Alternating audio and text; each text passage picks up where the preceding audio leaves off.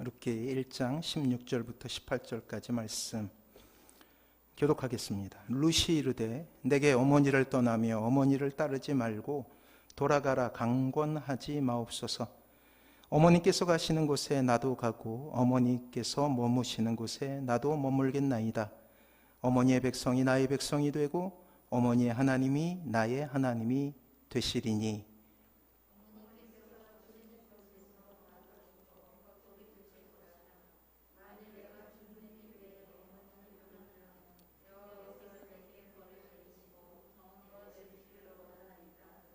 같이 읽습니다.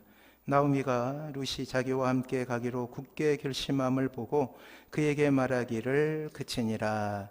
아멘. 우리는 지금까지 가정이 회복되는 여러 가지 방법에 대해서 세 번에 걸쳐, 오늘 또 이제 네 번째가 되겠죠? 성경을 통해서 간구해 왔습니다. 그렇다면 과연 오늘날과 같이 극단적으로 가정이 해체되는 시대에 과연 이러한 꿈이 우리의 삶 가운데 이루어질 수 있는가를 오늘 말씀을 통해서 확인해 보려고 합니다. 13회 서울 국제사랑영화제에 많은 출품작들이 있었는데 그 중에 눈에 띄는 것이 있었어요. 개막식 당일 개막작인 영화가 있었는데 그것은 드롭박스라는 영화였습니다. 그 주인공은 주사랑 공동체의 이종락 목사님이에요. 원래 이 영화는 5분짜리로 기획된 미국의 한 대학생의 이제 졸업 기념 작품이었는데 그 분량이 이제 20분이 되고 40분이 되고 최종적으로 140분의 이 장편 영화가 된 그러한 다큐멘터리였습니다. 이종락 목사는 2009년 12월 교회 앞에 저도 기억하는데 뉴스로 이렇게 크게 보도되었던 찬반 양론이 있었어.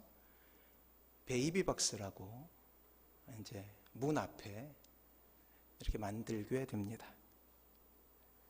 박스라는 단어의 어감 때문인지 온기란 전혀 느껴지지 않는데 이 박스 때문에 생명을 건진 아이들이 1000명에 이른다는 거예요. 이제 아이를 낳았으나 키우기 힘든 사람들이 그 베이비 박스에다가 이제 강보에 싸서 이렇게 넣게 되면 알람이 울리더라고요. 부조가 울리게 되면 그때 목사님과 스태프들이 막 달려 내려가서 그 아이를 받아내게 되는 거예요.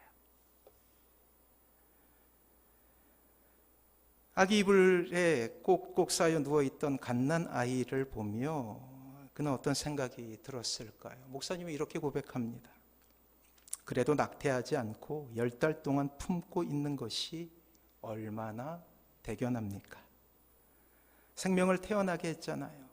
이 사회의 체면 문화 때문에 생명을 낳지도 못하고 또 낳더라도 장소를 구분하지 않고 버려지는데 여기까지라도 데리고 온 엄마들은 대견하죠. 베이비박스에 아기를 들여다 놓은 엄마는 그 자리를 벗어나 모습을 보이고 싶지 않았던 것 같아요. 후다닥 이렇게 발길을 돌릴 때 그때 목사님은 문을 열고 쫓아가게 됩니다. 그리고 아이의 엄마를 만나게 되죠. 원치 않은 잉태는 분명 당황스러운 순간이었지만 그로 인해 받게 될 사회의 편견과 고통과 상처는 아무도 치유할 수 없게 되는 거예요. 아기의 엄마도 상처를 입게 되고 또한 아기도 상처를 입게 된다는 것이죠. 그래서 이종락 목사는 그 엄마의 손을 꼭 잡고 이야기를 이렇게 한다고 해요. 낙태하지 않고 귀중한 생명이 태어나게 한 것만으로도 대견하다고. 그리고 먼저 미혼모의 이야기를 다 들어줬대요. 어떨 때는 제주도에서 배를 타고 16시간 걸려서 온 엄마도 있었고 그리고 아기와 함께 죽겠다고 전화를 하는 이도 있었지만 이종락 목사님은 만나서 상담하며 그 뜻을 돌이키게 한답니다. 그리고 위로의 기도와 축복의 기도를 한 위에 이렇게 고백해요. 기도하는 엄마가 되라 라고 그렇게 축복한대요. 이 이종락 목사에게는 은만이라는 아이가 있대요. 아들이 있대요. 그리고 사실은 이 영화 같은 삶은 바로 아들 은만이로부터 생기게 된 일이었어요. 알고 봤더니. 지난 30년 동안, 무려 30년 동안 이 아들 은만이는 전신마비로 누워 생활하는 그러한 아이였던 거예요. 그러니까 이 아이가 태어났을 때 목사님 부부도 그러한 마음이 있었다라는 거예요. 하나님께 회개하고 목사로서의 마음을 지키기 위해서 베이비박스를 만들게 된 것이죠. 이정남 목사님의 소원은 아이러니하게도 이 베이비박스가 속히 없어지는 것이라고 그렇게 이야기합니다. 이정남 목사님의 사명은 이 땅에 무너지는 가족 해체라는 것으로부터 시작된 사역이에요. 어쨌거나 명암이 있다면 암으로부터, 그늘로부터 시작된 사역이죠.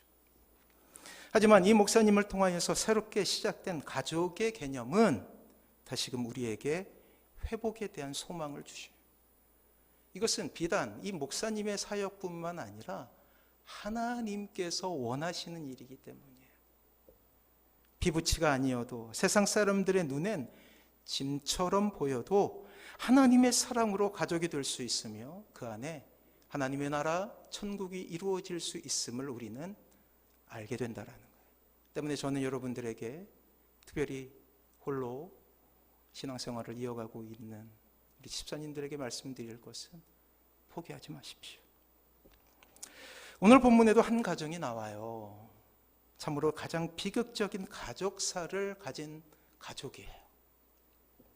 본문을 통해 한 가족이 인생의 흉년에 어떻게 노출되고 어떻게 무너져가고 있는지 우리는 확인할 수 있게 되죠. 성경에서 가장 슬프고도 절망적으로 시작되는 성경이 바로 오늘 우리가 읽게 되는 룻기라는 성경이 길지도 않아요. 가장 절망적이에요. 룻기는 세 가부의 이야기로 시작됩니다. 남편과 두 아들이 죽고 시어머니와 며느리 둘만 남게 된 거예요. 아시다시피 성경은 이 세상에서, 이 땅에서 가장 힘이 없고 불행한 사람으로 그 옛날에 고아와 과부를 꼽았어요. 그래서 성경은 고아와 과부를 돌보라. 이유는 한 가지, 스스로가 힘을 내어서 자기의 호구지책을 벌 수 있는 방법이 없었어요. 지금은 좀 물론 다르죠. 이러한 생계수단을 갖지 못했다라는 거예요. 사회적으로 누군가 도와주지 않으면 굶어 죽을 수밖에 없는 사람. 나중에 이제 룻기의 마지막에 보면 이제 추수가 끝난 밭에 가서 이삭 줍기를 해요. 이삭 줍기. 이건 하나님께서 율법으로 명하시 떨어진 이삭은 줍지 마라. 그리고 일부분을 남겨두라. 이유는 고아와 과부를 위한 것이었어요. 오늘 우리는 좀 더 구체적으로 이 가정의 아픈 가정사를 보며 이 시대를 보고 또 가정이 회복될 수 있는 방법을 한번 보려고 합니다. 자, 1절 그 배경을 한번 볼게요. 1절 같이 한번 읽어볼게요. 주보에 있습니다. 1절이에요. 주보를 보십시오. 같이 한번 읽어봅니다. 시작. 사사들이 치리하던 때에 그 땅에 흉년이 드니라. 유다 베들레헴의 한 사람이 그의 아내와 두 아들을 데리고 모압 지방에 가서 거류하였는데, 자, 시간은 언제예요? 사사시기예요. 옛날이었어요. 그러니까 우리가 잘 아는 대로 유대라는 곳은 가나안이라는 별명이 있지 않습니까? 그것은 젖과 꿀이 흐르는 땅이라는 그러한 축복의 땅이었어요. 원래 하나님께서 약속하신 땅이었죠. 사사기는 여호수아가 가나안 땅을 정복하고 사사들에 의해서 다스려졌던 시대였어요. 그런데 그곳에 흉년이 들게 됩니다. 그 말이 흉년이지 지금과는 전혀 달라요. 한 지역이 몰살당할 수 있는, 가공할 만한 유력을 가지고 있는 것이 당시에 그러한 기상이변의 힘이었죠. 그리고 그들이 살고 있었던 곳은 베들레헴이에요. 베들레헴 많이 들어보셨죠? 그래요, 예수님의 고향이죠. 이 베들레헴의 원래 뜻은 떡집이에요. 떡집. 다른 지역보다는 그래도 사정이 나았던 것 같아요. 떡이 많이 생산되던 곳이었으니까. 농사의 중심지였으며 풍요로운 곳이. 그런데 그곳에도 흉년이 들었다는 것은 이스라엘 전체가 살 수 없을 정도의 가장 힘든 재앙을 경험하고 있다는 거예요. 그곳에 흉년이 찾아온 것이죠. 오늘 룻기를 통해 하나님의 말씀이 우리에게 주는 첫 번째 교훈은 신자의 인생 가운데도 흉년이 올 수 있다는 거예요. 그것 때문에 가족의 위기를 볼 수 있기도 하다라는 것이죠. 적과 꿀이 흐르는 이스라엘 땅에 기근이 왔듯이 우리의 인생 역시 교회 안에 주님 안에 있다고 말하는 그 순간에도 어쩌면 어려움을 경험할 수 있음을 우리는 먼저 기억할 필요가 있다라는 거예요. 자, 베들레헴은 다른 지역보다 흉년을 잘 이길 만한 여건을 가진 지역이었습니다. 하지만 사상 유례가 없는 흉년이 가족을 덮치고 있었고, 그런 상황 속에 엘리멜렉, 죽었던 남편 있잖아요. 이 엘리멜렉은 아주 안타까운 선택을 합니다. 가족을 살리기 위해서 베들레헴을 떠나는 거예요. 그리고 이방 나라로 그 거처를 옮기게 됩니다. 엘리멜렉이 선택한 방법은 약속의 땅 유다 땅을 벗어나 모압이라는 이방 민족의 땅에 거류하는 거예요. 풍요롭게 보이는 거 있었죠. 모든 불행은 여기서부터 시작됩니다. 사사가 다스렸던 시대는 우리가 잘 아는 대로 영적인 어둠의 시대였어요. 마땅히 하나님만 사랑하라고 선택한 백성 이스라엘이 하나님을 배반하고 우상을 섬기는 죄악을 저지르게 되었죠. 그때마다 하나님은 징계를 통해 선민 이스라엘 다시금 회복하게 됩니다. 아마도 엘리멜렉이 경험하게 되는 흉년은 하나님의 징계 가운데 있었던 재앙이라고 생각되어지는 거예요. 그러니까 만약 이스라엘 백성들이 엘리멜렉과 그 가족들이 신앙이 회복된다면 사라질 재앙이었다라는 거예요. 근데 안타깝게도 이 엘리멜렉은 참지 못하고 어디로 가요? 풍요롭게 보였던 이방 나라인 모압으로 이주하게 되었다라는 거예요. 히브리서 12장 8절에는 이러한 하나님의 마음을 담아서 이렇게 말씀하고 있어요. 징계는 다 받는 것이거늘 너희에게 없으면 사생자요 친아들이니라. 그래요. 징계였던 거예요. 참고 견뎠어야 하는 거예요. 하지만 안타까운 것은 마땅히 이러한 하나님의 의도와 사랑을 보아했던 영적인 가장이었던 엘리멜렉은 고난으로 인하여서 눈이 감겨져 버렸어요. 그래서 하나님의 계획을 못 봐요. 못 보니까 당장 살려고 약속의 땅을 떠나서 모압 땅으로 걸어가게 된 거예요. 약속의 땅 가나안 땅, 하나님의 땅을 지키는 것이 아니라 이방 나라요 하나님이 계시지 않는 모압 땅을 동경했고 떠나게 된 것이죠. 성경은 엘리멜렉이라는 사람이 거류하려고 모압 땅으로 갔다고 묘사해요. 영어 성경으로 보면 좀 더 의미를 알 수 있는데 포로와일이라는 이제 구문을 써요. 잠시야, 잠시. 엘리멜렉의 마음속에서도 내가 잠시 떠나야겠다라는 마음을 먹고 출발했다라는 거예요. 잠시. 문제는 이 잠시가 문제예요. 하지만 4절을 보게 되면 무려 엘리멜렉은 무려 그곳에 잠시가 아니라 포로와일이 아니라 10년 동안 거류하게 돼요. 사랑하는 성도 여러분, 우리는 대재앙인 코로나19의 시대를 살아가고 있어요. 많은 사람들이 포로와일 잠시라는 마음을 가지고 교회를 떠나가고 있어요. 이제 모교회가 이제 서울에 요즘에 핫플레이스라고 하는 뚝섬에 서울숲교회라고 있는데 얘기를 들어보니까 여동생한테 얘기를 들어보니까 코로나 있기 전하고 이제 코로나가 이제 위드 코로나가 됐지 않습니까? 그럼에도 불구하고 5분의 2밖에 출석을 안 한대. 5분의 2.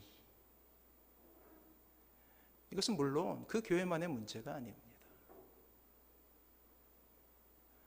우리는 100% 오셨네요. 얼마나 감사한지. 5분의 2예요. 5분의 3은 어떻게 됐을까요? 포로와일이에요. 잠시 떠나보는 거예요. 잠시 모압 땅에 가보는 거예요. 그것은 결코 해결의 방법이 아닙니다.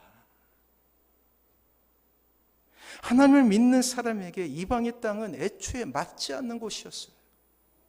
잠시 우거하려고, 잠시 머무려고 하던 모압에서 그는 무려 10년을 살아가게 돼요. 하나님 없이 10년을 이방의 땅에서 살아가고 있었던 거예요. 그리고 가져놓은 모든 재산을 탕진한 채로 가족이 거의 해체되는 수준까지 이르고 있음을 우리는 보게 돼요. 그리고 깨닫게 되죠. 내가 돌아가야겠다. 다 이룬 후에.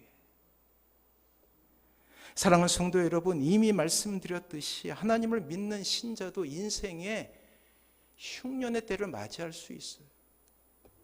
우리 역시 신앙생활 하다가 이러한 유혹에 접할 때까지 포로와일, 잠시 눈 감자, 잠시 쉬어보자, 이런 생각이 들 때가 있지 않습니까? 신앙생활하며 겪는 고통이 힘들어 혹은 도무지 응답되지 않은 것 같은 기도 제목을 내가 언제까지 붙들고 있어야 하는 그런 절망감에 사로잡혀서 기도 제목 자체도 버려버리는 일이 있다라는 거예요. 이와 반대로 작용이 있으면 반작용이 있지 않습니까? 그만큼 신앙의 후퇴만큼 세상과 가까워지는 거예요. 로세아네처럼 불덩이가 떨어지는 소돔과 고모라를 향하여 고개를 돌릴 때가 있어요. 소금 기둥이 되죠. 처음에는 떠날 생각이 없었어요. 단지 거류하게 살기 위해서. 얼마나 명분이 좋아. 잠시 하나님 잠시예요. 하나님 잠시예요. 얼마나 명분이 좋습니까? 그러나 그것이 10년이 될 수 있다. 한국교회는 그러한 위기 가운데 있는 것입니다. 대형교회가 저지르는 그러한 죄악들은 이 작은 교회가 더 큰 피해를 보고 있어요. 사랑하는 성도 여러분, 신앙의 좌절은 이렇게 작은 생각으로부터 시작되는 거예요. 잠시 포로와일. 조금씩 타협하고 그만큼 조금씩 무너지게 됩니다.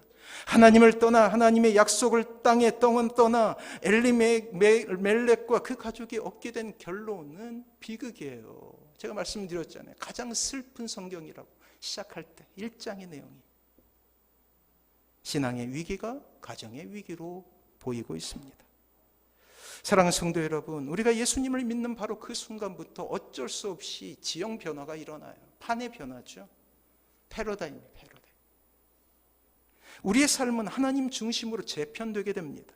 그것이 힘들어도 우리는 어쨌거나 예수님만으로 사는 사람이 되어버리는 거예요. 돌이킬 수가 없어요. 세상으로 돌아가면 하나님께서는 어떻게 해요? 가만 놔둘 수 없기 때문에 다시 불러드릴 수밖에 없다라는 거예요. 그러면 그냥 딸려옵니까? 아니에요. 저항하잖아요. 그럼 어떻게 해요? 때로는 하나님도 아프시지만 고난을 주시기도 한다라는 거예요. 예전에 우리를 즐겁게 하고 예전에 우리에게 기쁨이 되는 그 모든 세상의 방법들은 효력을 잃게 되었어요. 세상으로 돌아간다 할지라도 그 세상 가운데서 기쁨을 누릴 수 없다고요. 그러나 여전히 우리는 세상과 친밀하고 회귀 본능으로 말미암아 세상으로 돌아가 포로와일, 잠시라는 변명을 대며 돌아가게 돼요. 그러나 돌아오지 못해요. 10년 동안. 때문에 예전의 세상은 더 이상 우리에게 유익을 줄 수 없습니다. 여러분이 인정하건 인정하지 않건 그렇다는 거예요.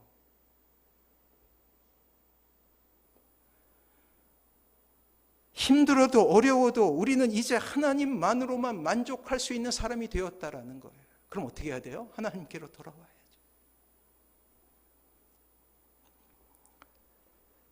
아울러 우리의 가정 역시 여러분이 주님의 자녀가 된 후에 변하게 된 거예요.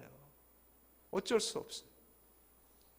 하나님의 계획 속에 들어가요. 내가 믿기 시작한 이후로 어쩔 수 없이 여러분들이 믿지 않는 가정 역시 하나님의 계획 가운데로 들어가게 되는 거예요. 이제 일체가 되는 것이죠. 한 몸이 되는 거예요. 너는 믿어, 나는 안 믿을 거야 라는 것이 성립되지 않는다고요. 왜? 영혼으로 연결되기 때문에. 하나님은 여러분의 가정을 하나님의 안에서 온전한 가정으로 만드시는 것을 계획하셔. 여러분들이 이제 발걸음을 교회 안에 들이게 됩니다. 그리고 그 도구로 또는 마중물로 여러분들을 사용하게 되시는 거예요. 그때부터 우리에게는 가족이라는 관계 속에서 여러 가지 어려움을 겪게 되죠. 이 부부는 예전의 부부가 아니에요. 여러분의 행복의 이유였던 배우자는 더 이상 여러분들을 만족해 줄 수 있는 사람, 여러분들은 이미 하나님으로부터만 만족함을 누릴 수 있는 사람이 되었기 때문이에요. 이제 그 남편은 영적으로 품어야 될 사람이 되는 거예요. 맨날 속삭임. 그래도 품어야 될 사람이 포기할 수 없어요. 영혼이 불쌍하니까. 하나님께서 그 마음을 주셨으니까. 신앙이 깊어지면 깊어질수록 여러분들의 언어는 배우자와 어쩌면 더욱더 낯설게 돼요. 이국어를 사용해요. 여러분들이 쓰는 단어는, 용어는 은혜라는 단어, 예배라는 단어, 기쁨이라는 단어, 행복이라는 단어 쓴다면 그 믿지 않는 배우자는 좌절, 눈물, 고통이라는 단어 가운데 거하니 여러분들의 언어와 맞지 않는 거예요. 저 아프리카 이름 모를 나라의 언어와 똑같아진다는, 점점 낯설어지는 거예요. 여러분들의 삶이 교회를 중심으로 재편될 것이고 지금까지 공유했던 시간과 장소는 이제 서로에게 낯선 것이 됩니다. 이러한 차이 때문에 여러분들의 자존심은 땅에 떨어질 때도 있고 주님을 믿는다는 것 때문에 가장 사랑하는 사람으로부터 가장 모진 소리를 들을 수도 있다는 거예요. 예수 믿고 나서 변한 게 뭐야?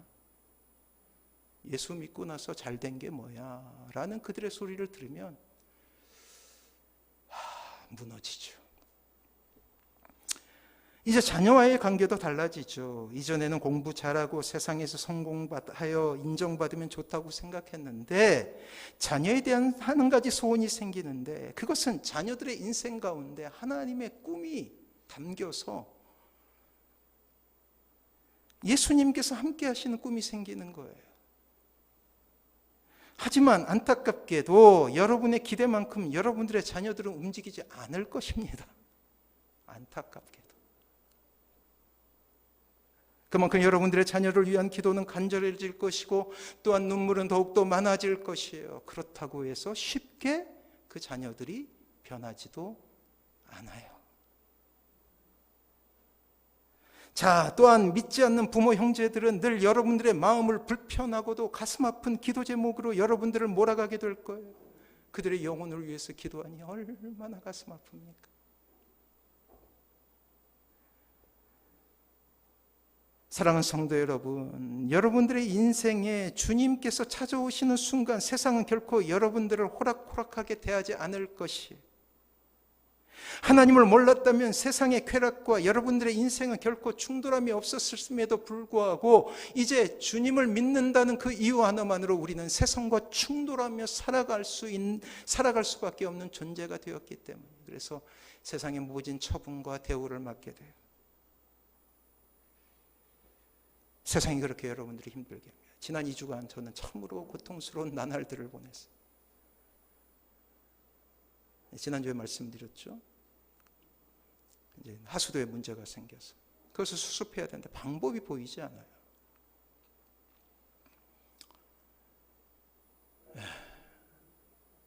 뭐 이리 생각해보고 저리 생각해보고 전화를 해보고 뭐 풀리지가 않습니다. 당장 물을 써야 되는데 물을 쓸 수 있는 방법이 없어요. 왜냐하면 아래층에 있는 3층의 주인이 완강하게 그 하수도를 고치는 일을 막아버린 거예요. 그래서 목사로서의 자존심을 내려놓고 전화를 해서 사정을 합니다. 미안하다고. 또 사정을 하죠. 잘 고쳐서 새지 않도록 할 테니까 제발 문을 열어달라고. 한 번도 얼굴을 보지 못한 사람에게 바짝 엎드려서 물을 써야 되니까 도무지 마음이 변하지 않아요. 모진 소리만 듣고 그냥 끊어버리더라고요.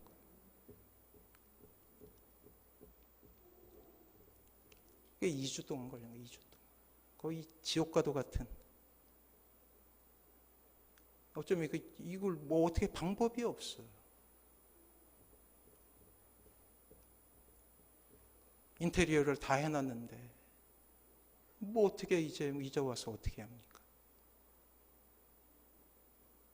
결국 이 최종 단판을 지으려고 이제 어제 3층 주인을 만났는데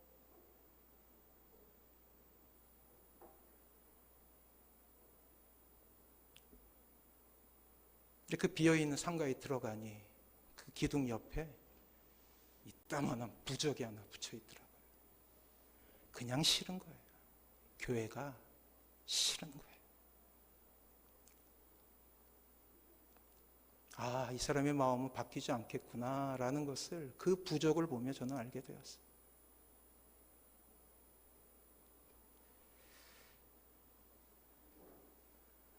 다행히도 감사하죠. 다행히도 이제 벽에 구멍을 뚫었어요. 그래서 주방부터 제 방까지 구멍을 뚫어가지고 관을 심어서 어떻게 짧은 시간 동안, 물론 이 공사비가 말할 수 없이 그냥 늘어나긴 했지만 벽에 구멍 6개를 뚫고 그리고 하수도를 연결해서 오늘 그래도 사모님이 식사를 준비해서 밥을 먹을 수 있게 되었습니다. 사랑하는 성도 여러분, 세상은 그렇게 여러분들에게 결코 호락호락하지 않습니다. 악한 영이 지배하는 세상이기 때문이에요. 다른 이유가 아니에요. 교회니까, 목사이니까 함부로 해도 된다.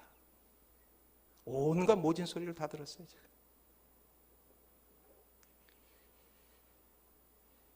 그럼에도 불구하고 그렇게 공사라도 해줄 수 있다는 게 얼마나 감사했는지.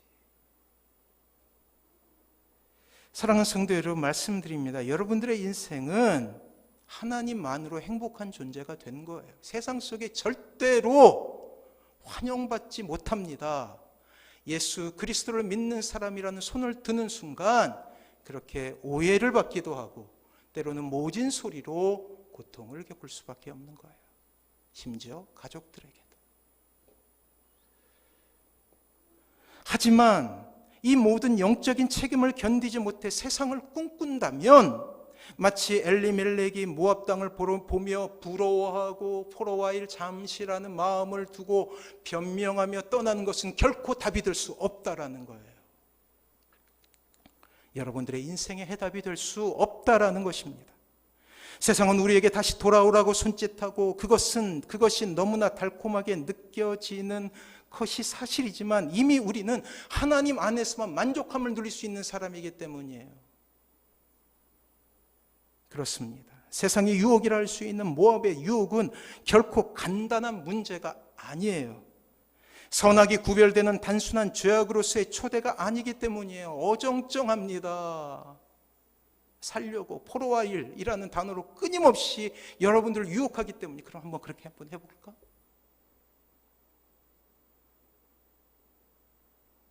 제가 아는 어느 가정도 코로나 기간 동안 신앙이 아주 좋은 부부인데, 자녀들하고 같이 신앙생활 잘하던 부부인데 코로나 기간 동안 이제 교회를 떠나게 된 거예요.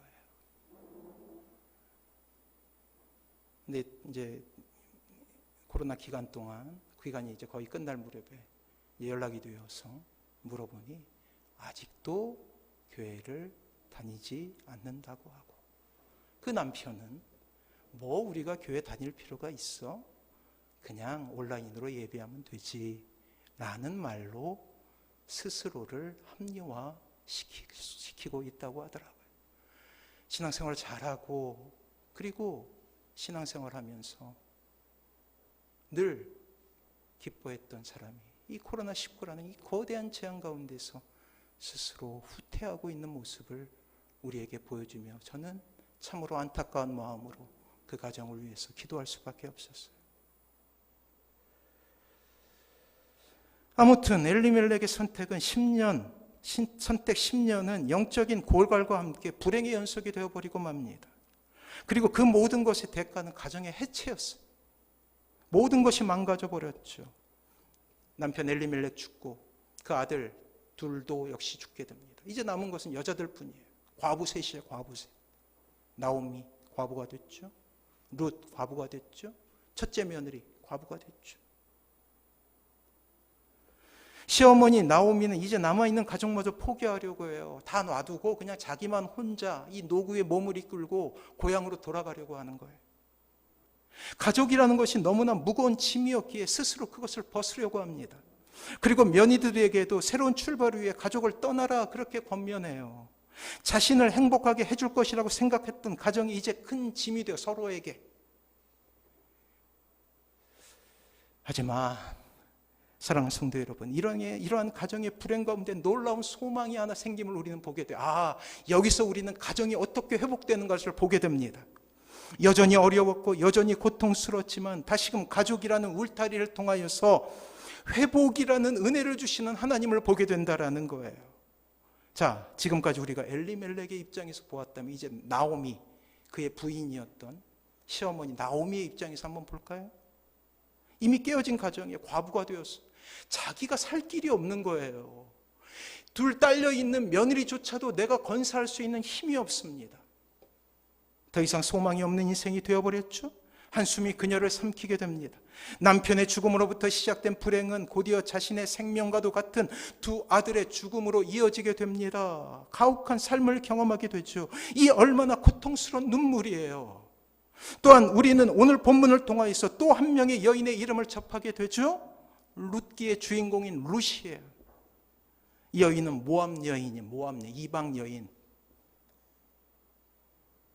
나오미가 모압 땅에서 얻게 된 며느리였죠. 이 여인 역시 나오미의 형편과 다르지 않아요. 젊은 나이에 시집 왔는데 그 남편이 죽어버렸어요. 어디 가서 사냐고요. 그것도 그 나라 입장에서 보면 이방 사람, 이걸 남편으로 얻었어요. 사회적인 지탄의 대상이었죠. 이렇게 절망의 때에 나오미는 모압 땅에서 자신의 고향 베들레헴으로 돌아가려고 합니다. 모든 것을 포기하겠다는, 빌어먹더라도 고향으로 가겠다. 그때 나오미는 며느리 룻과 첫째 며느리를 두고 가려고 했어요. 너무나 가혹한 걸 알기 때문에 이방 여인이 이 베들레헴이라는 선민 의식을 가지고 있는 그러한 땅에 가서 산다는 것이 얼마나 괴로운 일이에요. 두고 가려고 합니다. 가족이라는 것을 포기함으로 자신을 지키고 또 며느리를 지키려고 했던 것이죠. 자, 13절 주보 있어요. 같이 읽습니다. 시작. 그들이 자라기를 기다리겠으며 어찌 남편이 없이 지나겠다고 결심하겠느냐. 내 딸들아, 그렇지 아니하니라. 여호와의 손이 나를 치셨으므로 나는 너희로 말미암아 더욱 마음이 아프도다 하며 이 며느리를 사랑했죠. 감정이입을 있는 거예요. 나오미의 고백의 핵심은 여호와의 손이 나를 치셨다라는 거예요. 나는 저주받은 사람이라 너희들이라도 피해라라는 것이. 그녀는 몇 가지 불행으로 인하여 자신이 하나님께로부터 버림받았음을 고백합니다. 그러나 다시금 우리는 그 절망의 시간에 하나님은 이 절망을 가족이란 이름으로 극복할 수 있게 하는 그 단초를 우리에게 보여주신, 우리 애가 지금 회복되는 단초. 아까도 말씀드렸듯이 모압의 여인, 하나님을 알지 못했던 여인 룻이라는 여인은, 근데 그녀가 이렇게 고백해요. 자, 16절 오늘 말씀이죠. 같이 한번 읽어봅니다. 시작. 룻이 이르되 내게 어머니를 떠나며 어머니를 따르지 말고 돌아가라 강권하지 마옵소서. 어머니께서 가시는 곳에 나도 가고 어머니께서 머무시는 곳에서 나도 머물겠나이다. 어머니의 백성이 나의 백성이 되고 어머니의 하나님이 나의 하나님이 되시리니. 그래요. 그 여인의 입을 통하여서, 이방 여인의 입을 통하여서, 그 며느리의 입을 통하여서 나는 하나님을 믿고 싶습니다라는 그러한 위대한 고백이 흘러나오는 거예요. 사랑하는 성도 여러분, 여러분들에게 권면합니다. 포기하지 마십시오. 언젠가 이러한 고백이 여러분들의 귀에 들릴 거예요. 하나님이 아시잖아요. 죽기로 각오하는 고백이었어요.